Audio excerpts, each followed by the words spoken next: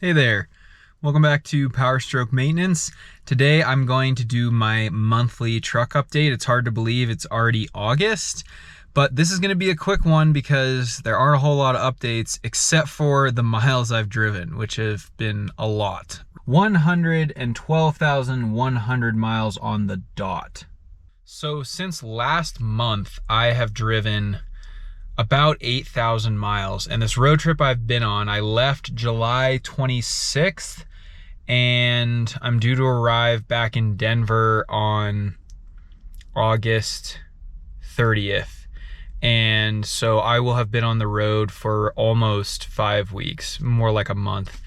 But so far I've driven 7,000 miles just in that trip. And the truck's been holding up great. The last modification you'll all recall is I added aftermarket ball joints that had grease fittings on them. And so I haven't done any modifications this month because I've just been driving the whole month. Nothing new to report in terms of modification. Now, in terms of maintenance, I haven't done any maintenance either, really. I did adjust my Fox ATS steering stabilizer a little bit, but because I've been on the road, I did an oil change right before I left in July. And I know a lot of people say 5,000 miles for these. I didn't really want to have to do an oil change on the road, so I'm at about 7,000 miles on my current oil. So I intend to change it as soon as I get back to Denver. I will reiterate for those of you out there that are very maintenance conscientious, I normally do 5,000 mile intervals, but just because of the amount of driving I was doing, I didn't want to have to deal with bringing my oil change pan and extra oil with me for this trip. And I figured it was going to be about 7,000 miles. So I was like, all right, the Ford recommended interval is 7,500. So I've kept track of what's going on with my intelligent oil life monitor, even though I don't really trust it. But I still think, I'm running high quality oil. I'm running a oil additive. I think the truck will be okay, especially since I'm doing mostly highway miles, I hope.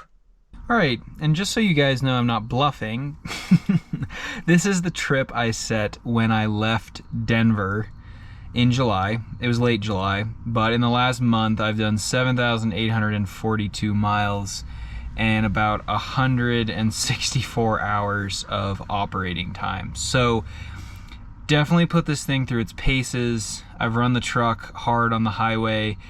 I'm only probably carrying about 1,200 pounds of additional cargo, and I'm not towing anything, but I've been driving, out in Wyoming. Speed limit's 80, I'm probably doing like 85. Now that I'm back to Colorado, I can actually say confidently that there have been no hiccups on this entire trip. So almost 8,000 miles driven, not a single breakdown, flat tire.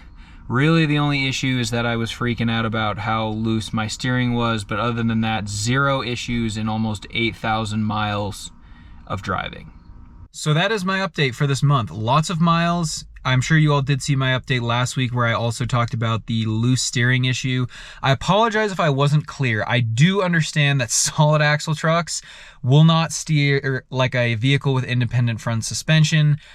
That's why GMCs tend to steer better than Fords, but I recently noticed that my steering developed a lot more play than it had before. So this thing has always had pretty loose steering, solid front axle. I've driven older Ford trucks, like even the square bodies from the 90s that had tighter steering than what my truck feels like right now. So I think there's something that needs to be adjusted or something that needs tightened, or maybe my steering box needs replaced, something like that that is not normal operation, because for the previous 50,000 miles I had my truck, the steering was fine. It was loose, right? It was loose because it's a solid axle front end, but it's gotten way looser than it was. And there's not really any way for me to quantify that.